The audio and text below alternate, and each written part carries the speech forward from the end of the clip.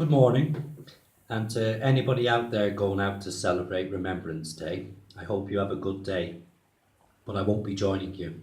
I'll be sat at home instead, and my thoughts will go back to the not so great wars of 1914 and 1940. My thoughts will go to the young Englishmen, Irishmen, Scotsmen, Welshmen, among others, who were sent out to them wars, most of them without any choice, to fight and for many of them to die. I'll be thinking of them young men, some as young as 17, 18 years old, lay in the trenches night after night, no doubt racked with the fear of never seeing their loved ones again, and the fear of if they're even going to make it through the next day, or if, as the bullets whiz around, the fear that the next bullet is intended for them. I'll also think to the loved ones who had to watch their sons and boyfriends and husbands go away to war without ever knowing if they would return. I'll remember the tales of heroism and the tales of love and heartbreaking and heartwarming stories that them wars have provided. I will remember all that, and most of all I will remember that them men truly believed they were there for the right reasons. I don't doubt. They believed they were there fighting for good, fighting for freedom, fighting for peace. But the truth of the matter is, I don't believe they were fighting for them things at all. And it brings to my mind the last verse in the greatest song I feel ever written about World War One. And the last verse goes like this: Young Private MacBride, I can't help wonder why, if those that lie here know why they did die.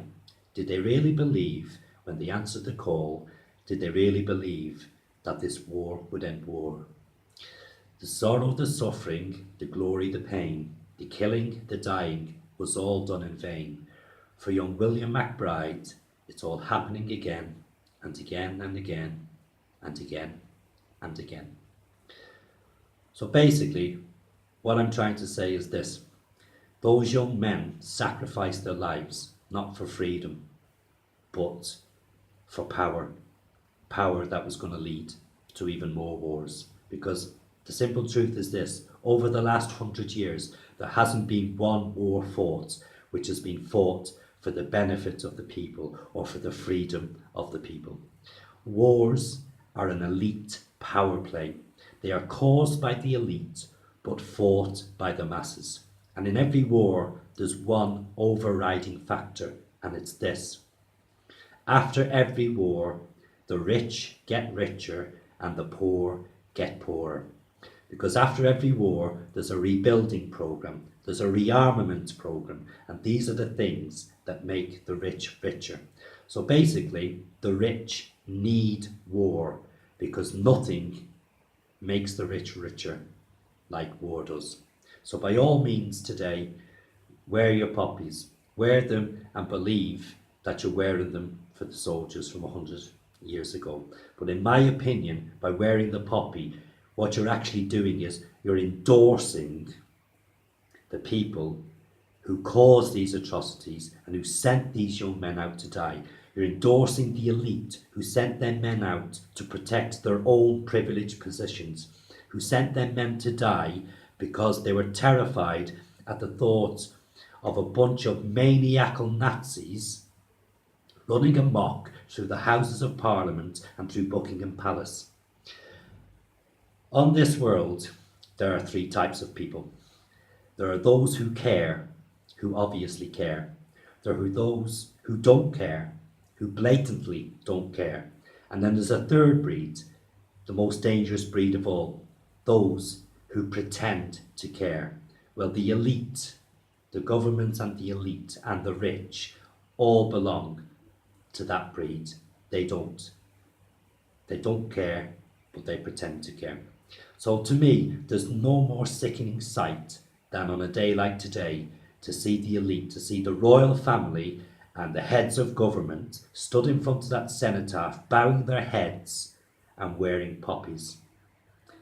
How many of the elite died in the world wars? How many of the royal family died? How many British politicians? How many American senators? How many American congressmen died in the world wars? How many of their children died? The elite look after their own. the elite send your children out into harm's way to protect their interests. They won't put their own in harm's way. And I don't want to hear any of this nonsense about Prince William, Prince Harry, Prince Andrew, being in danger during their service. Absolute media nonsense. Poppycock. I was no more in danger, or you were no more in danger during their service than they were. Okay? The other thing that sickens me is turn on a television today and 100% of the people, presenters, guests, children, actors, everybody, you'll see wearing poppies. 100% of poppies on everybody's breast today on TV. Walk through the streets of Britain now, you may see 30, 35, 40% of adults wearing a poppy. So why is it not representative? Simple. Conformity. People on TV terrified to be seen as not conforming. Like the footballer James McLean, who refuses to wear a poppy for his own reasons, whatever they may be, but gets vilified for not doing so. Vilified. So you wear a poppy on your breast to remember and to celebrate some young men who died 100 years ago for your freedom of speech and your freedom of choice. Yet 100 years down the line, a man decides to use that freedom of choice that they fought for to not wear a poppy. He gets vilified. The hypocrisy is staggering. So I am sick of hearing about how them men fought for our freedom of speech, fought so that we could live in a free world, and so that we would have a better life in years to come. So we keep getting reminded how we owe this great life and this great country we have now to them men. This great country, is that correct? So we're better off now, So we live in a country where Muslim paedophiles in their gangs can rape and groom young English girls in their dozens and dozens over years and get away with it because the authorities who've been told decide to turn a blind eye because they're petrified of being classed as racists. Is that a better country? Is this what the young men died for 100 years ago? Murders are going up and up and up in this country because the deterrent isn't there to stop them from happening. You can murder somebody in the UK now and serve less than 10 years in prison. So families of murder victims have to go through a lifetime of anguish, grief, regret and despair. Whereas 7-8 years down the line, the murderers of their children can walk the streets and basically laugh in their faces. Is this what the men died for 100 years ago? Young men in London stabbing each other on a weekly basis now because the police, who could stop it, or at least half it, by a powerful stop and search regime, are terrified to do so, again, for being called racist.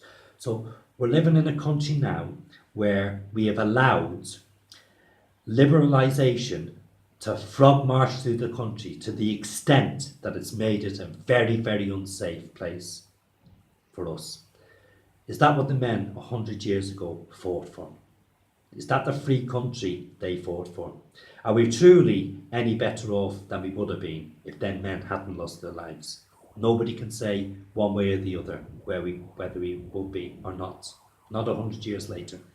As for freedom of speech, there's people out there wanting to expose these things I've just spoke about, out there independently trying to get the truths, trying to find out the causes of these things. These people are being vilified. A man can be out on the street legally trying to find out the answers to these questions and be arrested, tried, convicted and jailed within 5 to 6 hours.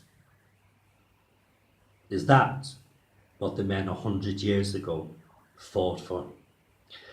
So we're told that wearing the poppy not only remembers the soldiers from 1940, it's an actual symbol to support our armed forces everywhere through all ages. But since conscription was abolished, soldiers have become a different breed. These men now choose to be soldiers. They choose it as a career. They choose to go to war if requested, and they choose to kill if instructed to do so. So, in my opinion, I've got a completely different perception of soldiers now as opposed to those 100 years ago. So, the recent Iraq wars, for instance, the first Iraq war, as soon as Saddam Hussein set foot on Kuwait, the oil hungry, power hungry, bloodthirsty Americans were there with the British poodles alongside them. Why? Do they think honestly they were there to free the Kuwaiti people? Were they there to protect my freedom, my free speech? No, they were there to procure oil. Do you want me to wear a poppy to celebrate men who fight for oil? Not going to happen. The second Iraqi war, after 9/11. According to the 9/11 reports, most of the hijackers were Saudi Arabians and most of them were financed by Pakistan.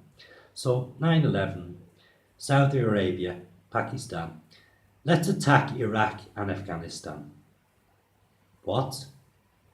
Well, Iraq has got weapons of mass destruction. Everybody knew they didn't have, especially the Allies, but they attacked anyway. Were then wars there to protect us, to protect our freedom, to protect the freedom of the English people and the American people? Or were then wars there again to procure oil, to procure the poppy fields of Afghanistan and basically take over the drug running in the Middle East and further enhance your power in the world of oil? Do you want me to wear a poppy for men who fought for them causes? Not going to happen. So I do respect the soldiers. I especially respect the soldiers of World War One and World War Two, the ones who were given no choice, who thought they were fighting for the right reasons. And I hold them in my thoughts. I hold them in my thoughts and I respect them and I appreciate them just as much as any other poppy wearing person. Even more so, most likely.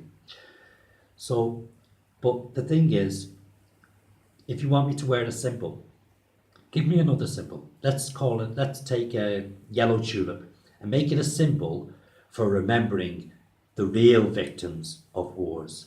Make it a symbol for remembering the 200,000 innocent Japanese men, women, and children who were incinerated in Hiroshima and Nagasaki, all in the cause of war and a show of American power.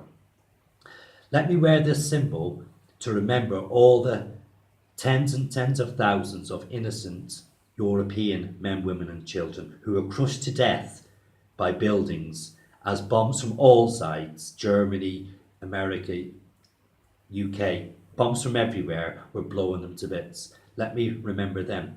Let me remember the millions of Jews exterminated by the terrible Nazis. Let me wear a symbol to remember them. Let me wear a symbol to remember all the innocent Iraqis, especially in the first Iraqi war, who were murdered by Allied carpet bombing. Let me remember them. Let me remember the tens of thousands of innocent Vietnamese women and children who were butchered, who were murdered as bloodthirsty Marines marched and torched their way through their villages and bombarded them from their gunships. Let me remember them.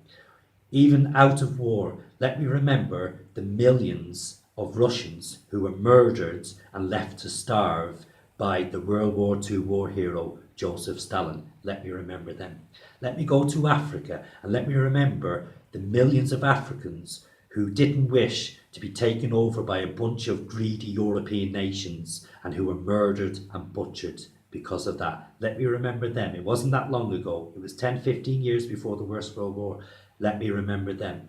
And then Africa in the 1970s, in places like Rwanda and Cambodia, let me remember the millions there who were butchered. Butchered because it was more profitable to the West to provide the weaponry to the governments and the rebels than it was profitable to save them people by interfering. Let me remember then. Give me a yellow tulip symbol for all those victims, innocent victims of war and terror. Give them all, give me them symbol. I'll wear that symbol. I will wear it here till my end of days. But what I won't do is I won't wear a symbol that amounts basically to the endorsement of the elite who create these atrocities and who send young men in to die. Have a nice day, guys. Feel free to like, dislike, comment, share, and subscribe. Till next time, take care.